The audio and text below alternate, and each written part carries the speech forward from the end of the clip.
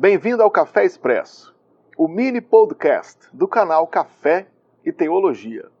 E nesse podcast nós vamos responder algumas perguntas que foram feitas no grupo de WhatsApp do canal Café e Teologia ou feitas em comentários dos vídeos também do canal Café e Teologia. Sem delongas, então, vamos começar. Andréa Ramos pergunta sobre participar de festa junina. Os nossos filhos participando de festa junina, Halloween, carnaval, na escola, creche, pode participar ou não? Bem, nós não temos uma regra específica para esse tipo de festa na Bíblia. Mas a Bíblia fala para que a gente fuja da aparência do mal, que não vá segundo o conselho dos ímpios. Então, quando você tem uma festa predominantemente mundana, por exemplo, a festa junina, apesar de ser uma festa que acontece na Igreja Católica Apostólica Romana, a festa é basicamente um casamento que foi feito às pressas porque a moça está grávida e o pai da moça está obrigando a fazer o casamento. Quando nós celebramos algo assim, eu estou celebrando coisas que nós repudiamos.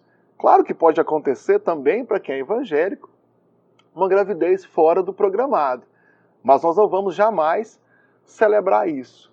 O Halloween, uma festa em que se celebra zumbis, mortos, é um tanto estranho até para a nossa cultura brasileira. Prefiro que não participe. E o Halloween acontece no dia da Reforma Protestante. Eu acho muito coerente que os evangélicos celebrem a Reforma Protestante e não o Halloween. Então a resposta é não, melhor não participar de nenhuma dessas festas.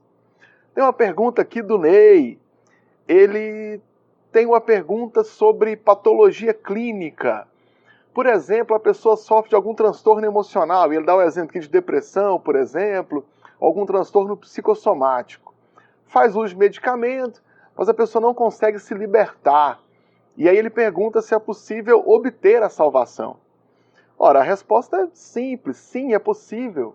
A graça de Deus está acima desses problemas. Uma doença que envolve a mente, ela não é menos doença do que uma doença que envolve o corpo. Então, se alguém tem uma doença do coração e não é curada, eu não posso acusar essa pessoa de ter falta de fé e a partir dele não alcançar a salvação.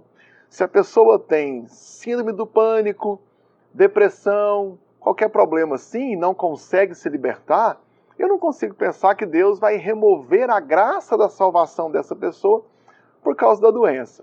Então, para mim é tranquilo, depressão, pânico, transtorno bipolar de humor, salvação está garantida para essa pessoa desde que ela creia em Jesus como seu Salvador, como único Salvador para a sua vida. A outra pergunta aqui é do Wagner. Ele quer saber que no Antigo Testamento a palavra Espírito do Senhor aparece no singular. E ele quer saber se é o mesmo Espírito que habita na igreja. Bom, o Espírito aqui é o Espírito Santo, é o Espírito do Senhor. Mas no Antigo Testamento é falado apenas Espírito, Espírito de Deus. Lembra de Gênesis 1? E o Espírito de Deus pairava sobre a face do abismo. Ou seja, ele é o Espírito Santo. E quando ele é derramado no dia de Pentecoste, é o mesmo Espírito de Deus. Então, não há dúvidas aqui, o mesmo Espírito Santo é o mesmo Espírito do Senhor, o Espírito de Deus, lá no Antigo Testamento. O Tiago, ele quer saber se pedir desculpas é a mesma coisa de pedir perdão. Eu acredito que sim. A palavra desculpa, nesse contexto, ela tem exatamente o mesmo significado, o mesmo sentido de alguém que está pedindo perdão. Então, se eu chego em alguém e falo, olha, Tiago, que é o autor da pergunta, me desculpe por eu ter feito isso com você. E se eu disser, Tiago, me perdoe por eu ter feito aquilo com você, tem a mesma conotação. E uma vez que o Tiago consegue o perdão a mim, concede o perdão a mim, estamos novamente religados e seguindo as Escrituras, perdoando uns aos outros. O Tiel está aqui perguntando sobre julgar ou não julgar. O bom e velho não julgueis, né? Nós encontramos uma expressão clara de Jesus dizendo para não julgar, para não sermos julgados, pois com a mesma medida em que nós julgarmos, nós também seremos julgados, seremos igualmente julgados.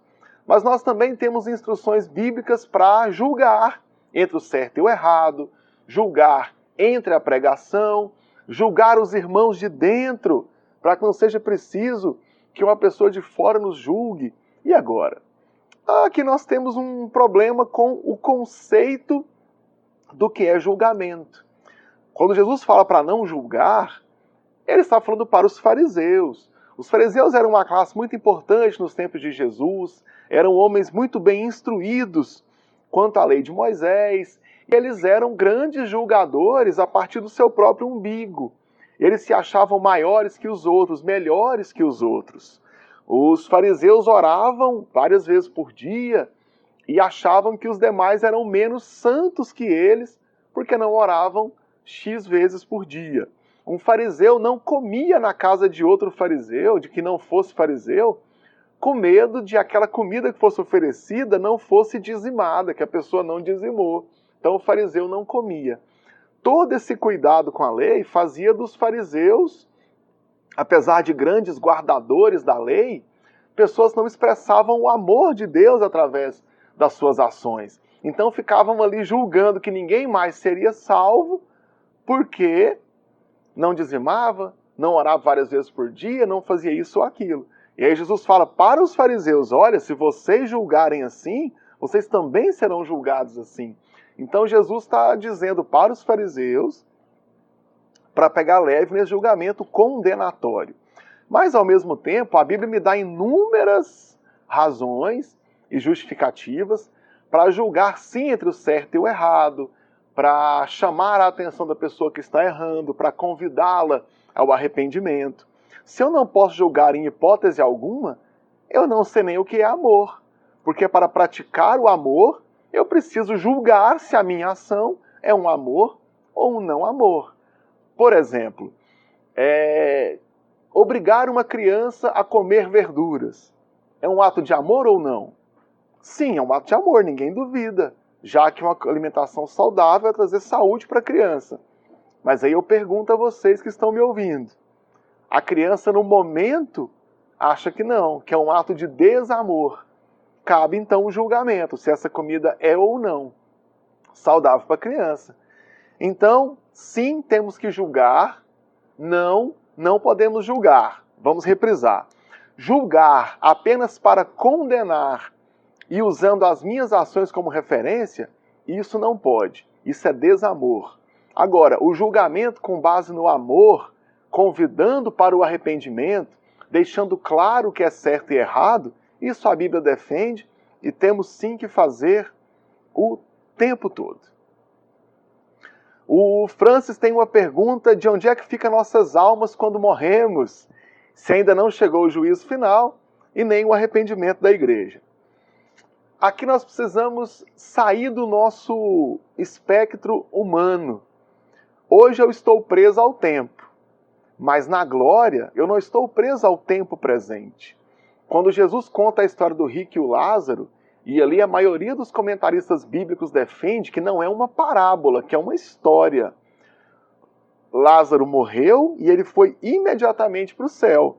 Foi para o seio de Abraão. E lá ele está. Quando nós morremos, a salvação já está selada. A salvação ou a condenação. Então, sim, nossa alma está com Deus. Agora, em relação à noção de tempo do mundo espiritual de Deus, ela pode ser diferente da nossa. Então, eu acredito assim, de que as almas já estão no céu ou no inferno, aguardando o juízo final, ou estamos apenas numa noção de tempo diferente da nossa. Eu, pessoalmente, não acredito na doutrina do sono, de que as pessoas que morreram estão dormindo e serão acordadas, né? Mas eu concordo que esse é um dos grandes mistérios e que nós não temos condições de entender agora. Mas eu não acredito nesse sono dos mortos, eu acho que todo mundo já está com Deus sim, e que apesar do julgamento acontecer, quando nós morremos, Deus já sabe. se estamos salvos ou não, já que nós somos salvos pelo sacrifício de Cristo e pela fé em Jesus. Tem mais uma pergunta aqui do Newton. Ele quer saber se o ato de Sansão, lá com os filisteus no templo, se foi um ato de suicídio ou não. Aqui depende do que você entende por suicídio. Porque se eu faço uma ação sabendo que eu vou perder a vida, sim, é suicídio. Se eu vejo meu filho quase sendo atropelado por um caminhão e eu decido passar na frente do caminhão e tirar meu filho da pista, sabendo que eu vou morrer, é um ato de suicídio. O soldado que vai para a guerra, ele pode ir para a frente de batalha tendo certeza que vai morrer. E isso é um suicídio. Eu acho que a sua pergunta também quer saber se isso é um ato a ponto de perder a salvação. E aí a gente parte para outro discurso gigante, se os suicidas vão para o reino dos céus. A Bíblia não fala nada sobre isso. No caso de suicídio, existem doenças mentais que podem levar ao suicídio. Eu não acho que Deus vá impedir a salvação, né, excluir a salvação de uma pessoa que está com depressão profunda, que já é um caso clínico grave, e que comete suicídio e que Deus não vai salvar essa pessoa. O soldado que está na guerra, por exemplo, ele está cumprindo ordens na frente de batalha, vai perder a salvação porque morreu. O caso de Sansão no templo, a mesma coisa. Ele sabia que morreria, mas ele fez aquele ato para demonstrar para os filisteus quem era o Deus de Israel. Então eu vejo dessa forma, no sentido de ter certeza que vai morrer, foi um suicídio. Mas não é um suicídio que nega a própria vida, que nega a Deus, e é o que nós realmente tememos em dizer que os suicidas não vão herdar a salvação. Tem uma pergunta do Gabriel Filho, perguntando para a filha de Jefté se ela foi crucificada ou não. Jefté é um dos juízes, do livro de Juízes na Bíblia. Ele faz um voto a Deus que, se fosse bem sucedido em batalha, ele iria sacrificar ao Senhor a primeira pessoa que o recebesse cantando e dançando. Ele é bem sucedido, volta, ele está dançando e cantando para recebê-lo. E aí ele fala que a filha é a razão do tormento dele, porque ele fez um voto a Deus e não vai voltar atrás. A filha pede 2 meses para ficar chorando, porque ela não vai se casar, ele permite, e depois ele cumpre o voto nela. Muita gente então fala que um sacrifício a Deus não é válido, que não pode sacrificar, então na verdade ele só impediu ela de casar e ela foi virgem para sempre. O texto bíblico é muito claro, sem entrar em detalhes. Ele faz a promessa de matar a primeira pessoa que passa na frente dele, a primeira pessoa é a filha, ele se lamenta, ele fala que não pode voltar atrás, a filha pede um prazo para chorar pelo próprio luto, e depois a Bíblia é muito clara e diz com todas as letras, e Jefté cumpriu o voto.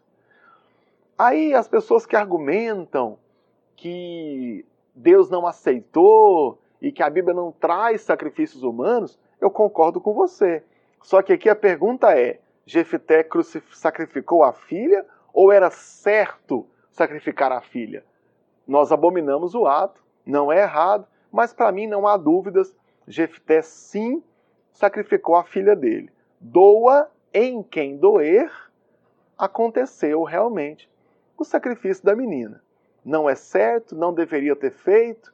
Ele com certeza foi influenciado por povos pagãos que ele acabou vivendo durante a história. Juízes 11 fala da história de Jefté e vocês podem conferir. Bem, essas foram as perguntas que estão aqui respondidas. Eu peço a vocês que conheçam o canal Café e Teologia no YouTube e também no Facebook, se inscrevam. E quem quiser participar do nosso grupo de WhatsApp, o link está aqui na descrição desse vídeo.